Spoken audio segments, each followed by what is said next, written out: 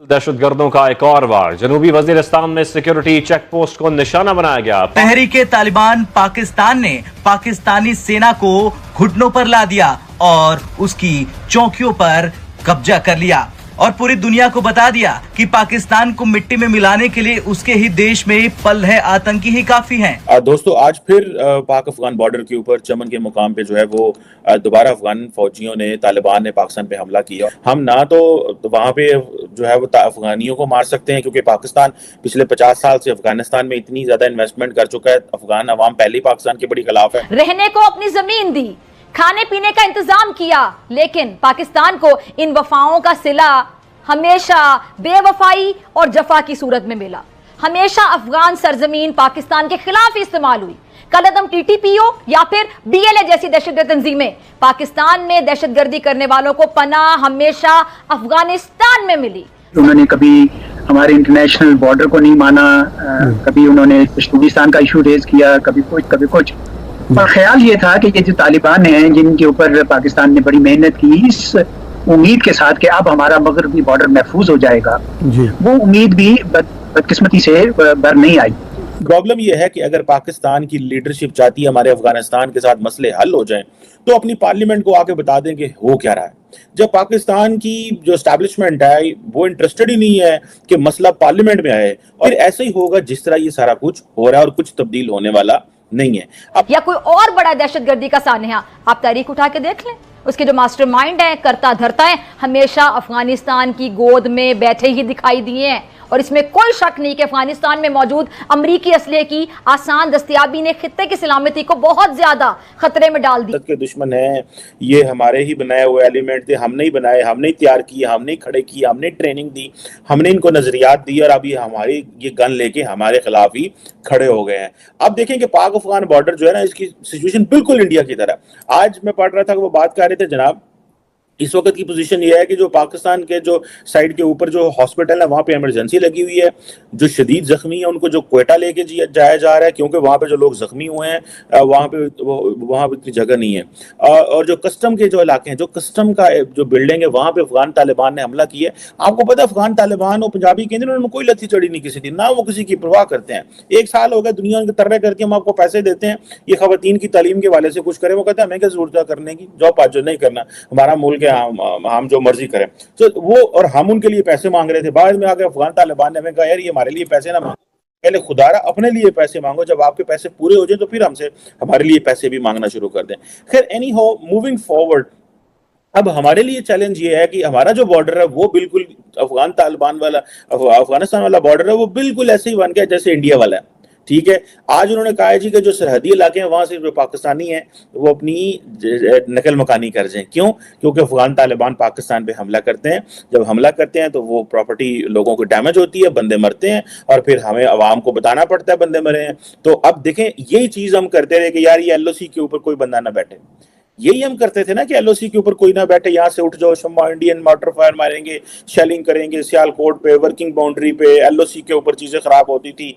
तो मतलब इस तरह की चीजें इंटरनेशनल बॉर्डर पे नहीं होती थी, वर्किंग बाउंड्री या एलओसी वगैरह पे जब मसले थे हम अपने लोगों को उठा लेते थे, और बड़ी देर इंडिया ने भी उठाए रखा, हमने भी अपने लोग काफी देर उठाए, काफी हद तक उठाए।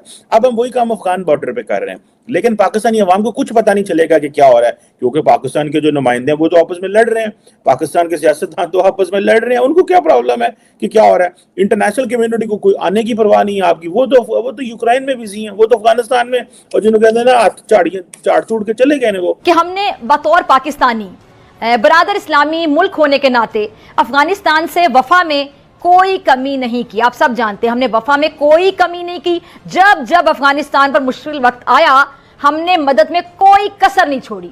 और ये कोई हवाई तीर नहीं है, तारीख इस बात की गवाह है कि लाखों अफगान मुहाजिरीन की 40 साल से ज्यादा अरसे तक मेजबानी किसी और ने नहीं की, हमने की है, पाकिस्तान ने की है। रहने को अपनी जमीन दी, खाने पीने का इंतजाम किया, लेकिन पाकिस्तान को इन वफाओं का सिला हमेशा बेवफाई और जफा की सूरत में मिला। हमेशा अफगान सरजमीन पाकिस्तान के खिलाफ ही इस्तेमाल हुई। कलअदम टीटीपीओ या फिर बीएलए जैसी दहशतगर्द तंजीमें, पाकिस्तान में दहशतगर्दी करने वालों को पनाह हमेशा अफगानिस्तान में मिली।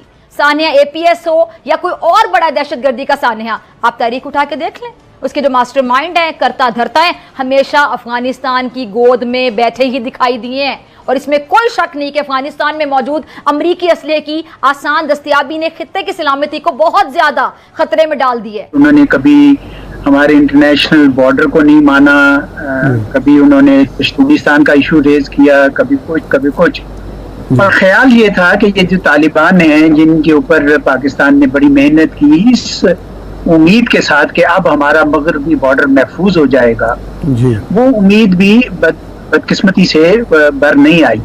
تو میں نہیں سمجھتا کہ خالی ایک جواب دینے سے وہ سارے رک جائیں گے ایک دم سے۔ افغانستان کی طرف سے یہ بڑی ہی میں کہتا ہوں کہ افسوسناک یہ انہوں نے کام کیا ہے کہ وہ ٹی ٹی پی کو بطور ایک پراکسی کے، بطور ایک لیوریج کے پاکستان کے خلاف استعمال کر رہے ہیں، باوجود اس کے کہ پاکستان نے ان کا اتنا ساتھ دیا، ان کی خاطر پاکستان نے کیا کیا ملامتیں دنیا سے نہیں لیں، لیکن پاکستان کا خیال تھا کہ یہ ایک افغانستان کے لیے ایک اچھا ثابت ہوں گے، وہاں اسٹیبلٹی لائیں گے۔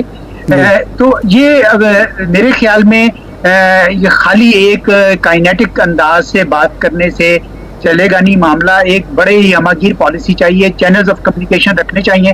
اور مجھے خوشی ہوئی کہ وزیر اعظم کی اسٹیٹمنٹ میں بھی پڑھ رہا تھا، انہوں نے بھی یہ کہا ہے کہ ہم رابطے کھلے رکھیں گے۔ رابطے کھلے رکھنا اس لیے ضروری ہے کہ یہ پرابلم یعنی ایک بہت بڑے مسائل کا ایک چھوٹا سا حصہ ہے، اس وجہ سے طالبان کو یہ کنونس کرنے کی ضرورت ہے کہ یہ جو آپ کام کر رہے ہیں یہ آپ کے بھی حق میں نہیں ہے، اور اگر آپ یہ کام بند کر دیں اور ایک اچھی کمیونٹی کی طور پر رہیں تو دیکھیں دنیا کا کسی ملک نے آپ کو ریکگنائز نہیں کیا، آپ بہتر اپنا مستقبل دیکھ سکتے ہیں، ریجنل کوآپریشن بھی ہو سکتی ہے۔ آپ جب خیبر پختونخوا کا جو بزنس مین ہے وہ کے پی سے اٹھ کے پنجاب چلا جائے، اسے پتا یار یہ پھر میدان جنگ بننے والا ہے اور میں تو یہاں کاروبار ہی نہیں کر سکتا، اور بہت سارے جو پختون ہمارے بھائی وہ کراچی، سندھ، بلوچ میں اور پنجاب میں شفٹ ہو رہے ہیں، وہ کہہ رہے ہیں یار یہ تو ایک پرماننٹ ہے، ہمارا جو علاقہ ہے یہ تو میدان جنگ بن رہا ہے، ہم کب تک یہاں پہ رہیں گے۔ اب پاکستان کی پولیٹیکل ایلیٹ کو فیصلہ کرنا ہے کہ انہوں نے طالبان کے ساتھ کیا ہم ان کے ایڈوکیٹ ہیں؟